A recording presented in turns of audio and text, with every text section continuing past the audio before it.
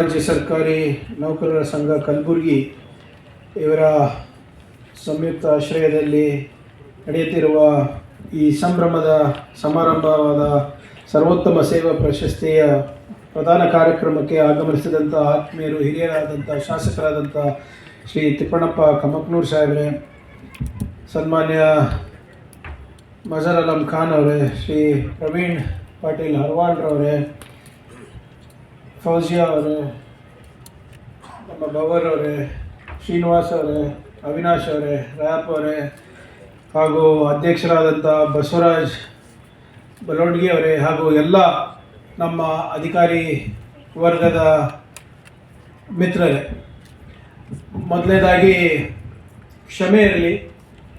ಈ ಕಾರ್ಯಕ್ರಮ ಏನಿದೆ ಇದು ಬಹುಶಃ ಒಂದು ತಿಂಗಳು ಹಿಂದೆ ಆಗಬೇಕಾಗಿತ್ತು ಅನಿಸುತ್ತೆ. ಇಲ್ಲಿ ಬಸವರಾಜ್ ಸರಿ, April, May, June, July, August 4 ತಿಂಗಳು ಆಯ್ತಂದ್ರೆ ಅವಾಗ ಇದು ರೆಡಿ ಆಗಿರಲಿಲ್ಲ ಅನಿಸುತ್ತೆ. ಇದೇ ಫಸ್ಟ್ ಕಾರ್ಯಕ್ರಮ ಆಗಬೇಕು ಅಂತ ಎಲ್ಲರ ಆಸೆ ಐತೆ ಇಲ್ಲಿ. ಆದರೆ ಟೀಚರ್ಸ್ ಡೇ ಮೊದಲು ಬಂದಿರೋದ್ರಿಂದ ಟೀಚರ್ಸ್ ಆಗಬೇಕು. ಅವರು ಸರ್ಕಾರಿ ನೌಕರರು ಬಿಡಿ, ಪರವಾಗಿಲ್ಲ.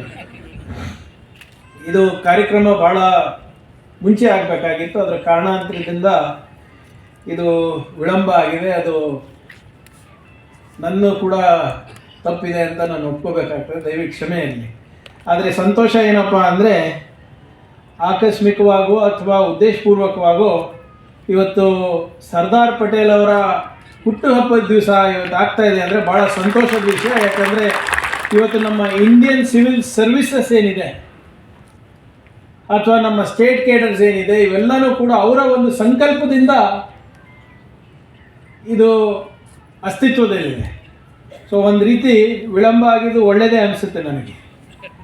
ಸರ್ದಾರ್ ಪಟೇಲ್ ಅವರ ಕೊಡುಗೆ ನಮ್ಮ ರಾಷ್ಟ್ರಕ್ಕೆ, ನಮ್ಮ ರಾಜ್ಯಕ್ಕೆ ಮತ್ತು ವಿಶೇಷವಾಗಿ ನಮ್ಮ ಭಾಗಕ್ಕೆ ಮತ್ತು ಇಂಡಿಯನ್ ಸಿವಿಲ್ ಸರ್ವಿಸಿಗೆ ಮತ್ತು ಇಂಡಿಯನ್ ಪೊಲೀಸ್ ಸರ್ವಿಸಿಗೆ ಅಪಾರವಾಗಿದೆ. ಅವರಿಗೂ ಕೂಡ ಗೌರವ ಸಲ್ಲಿಸಿದಂಗೆ ಆಗುತ್ತೆ ಅಂತ ನನ್ನ ಅಭಿಪ್ರಾಯವಾಗಿದೆ.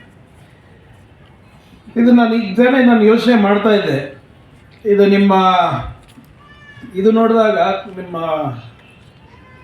ಇನ್ವಿಟೇಷನ್ ನೋಡಬೇಕಾದ, ಆಹ್ವಾನ ನೋಡಬೇಕಾದಾಗ ಕರ್ನಾಟಕ ರಾಜ್ಯ ಸರ್ಕಾರಿ ನೌಕರರ ಅಂತ ಇದೆ. ಪ್ರಧಾನಮಂತ್ರಿ ಜವಾಹರ್ಲಾಲ್ ನೆಹರು ಅವರು ಒಂದು ಮಾತು ಹೇಳಿದರು, ನಾನು ಈ ದೇಶದ ಪ್ರಧಾನಮಂತ್ರಿ ಅಲ್ಲ, ಪ್ರಧಾನ ಸೇವಕ ಅಂತ ಆವಾಗ 1948ರಲ್ಲಿ ಹೇಳಿದ್ರು, ಪ್ರಧಾನ ಸೇವಕ ಅಂತ. ಸೊ ನೀವು ಕೂಡ ನೌಕರನ್ನ ಬಿಟ್ಟು ಸೇವಕರು ಅಂತ ಹೇಳಿದ್ರೆ ಬೆಟರ್ ಅನ್ಸುತ್ತೆ. ಯಾಕಂದರೆ ಆ ಪದ್ಧತಿ ಈಗ ಇಲ್ಲ. ಎಲ್ಲರೂ ಕಾನೂನುಬದ್ಧವಾಗಿ ಸಂವಿಧಾನ ಅಡಿನಲ್ಲಿ ಕೆಲಸ ಮಾಡ್ತಾ ಇದ್ದಾರೆ. ಆದರೆ ಇವತ್ತು ತಾವೆಲ್ಲ ಏನು ಸಿಬ್ಬಂದಿಗಳಿದ್ದೀರಾ, ಕಮಕ್ನೂರು ಸಾಹೇಬ್ರು ಹೇಳ್ದಂಗೆ ಸಾರ್ವಜನಿಕರಿಗೆ ಮತ್ತು ಸರ್ಕಾರಕ್ಕೆ ತಾವು ಒಂದು ಸೇತುವೆ ಆಗಿದೆ.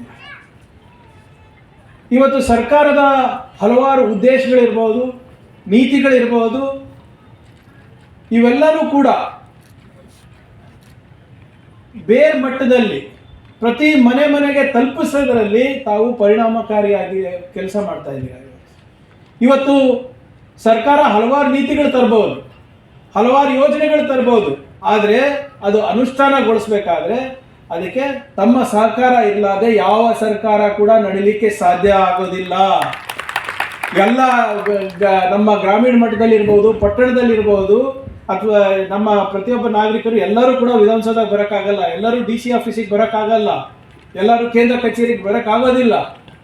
ಅವ್ರಿಗೆ ಸರ್ಕಾರ ಯಾರು? ಅವರಿಗೆ ಸರ್ಕಾರ ನೀವೇ, ನಾವಲ್ಲ, ನಾನಲ್ಲ. ಈಗ ನಾನು ಮಂತ್ರಿ ಆಗಿರ್ಬೋದು, ಹೌದು. ಆದರೆ ಅಲ್ಲಿ ನಳದಲ್ಲಿ ನೀರು ಬಂದಿಲ್ಲ ಅಂದರೆ ಫಸ್ಟ್ ಯಾರ ಹತ್ರ ಹೋಗ್ತಾರೆ? PDO ಹತ್ರ ಹೋಗ್ತಾರೆ. ಪಾಣಿನಲ್ಲಿ ಏನಾದರೂ ತೊಂದರೆ ಆದರೆ ಯಾರ ಹತ್ರ ಹೋಗ್ತಾರೆ? ವಿಲೇಜ್ ಅಕೌಂಟೆಂಟ್ ಹತ್ರ ಹೋಗ್ತಾರೆ. ಮುನ್ಸಿಪಾಲ್ಟಿನಲ್ಲಿ ಏನಾದರೂ ಸಮಸ್ಯೆ ಇದ್ದರೆ ಯಾರ ಹತ್ರ ಹೋಗ್ತಾರೆ?